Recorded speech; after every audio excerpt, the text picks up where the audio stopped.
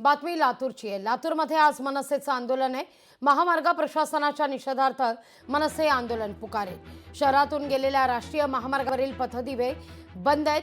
तक्रार करूनही अद्याप पथदिवे सुरू नाहीयेत आणि याचा संताप आंदोलनाच्या माध्यमातून व्यक्त केला आहे।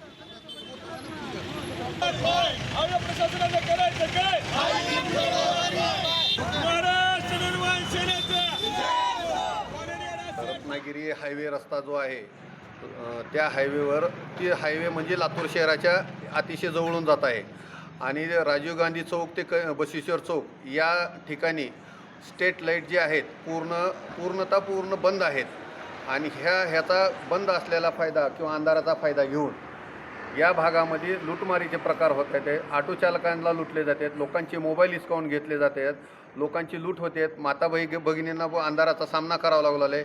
ही पूर्ण भीतीचं वातावरण या भागामध्ये पसरलेलं आहे। जर 4 ते 8 दिवसामध्ये जर ही स्ट्रीट लाईट जर नाही लागल्या तर महाराष्ट्र नवमान सेनेच्या वतीने सर्व नागरिकांना व सर्व पदाधिकाऱ्यांना सोबत घेऊन हा रस्ता रोको करण्यात येत आहे, असा इशारा महाराष्ट्र नवमान सेनेच्या वतीने देण्यात येत आहे। लोकशाही मराठी ऐका, पहा, जागरूक रहा।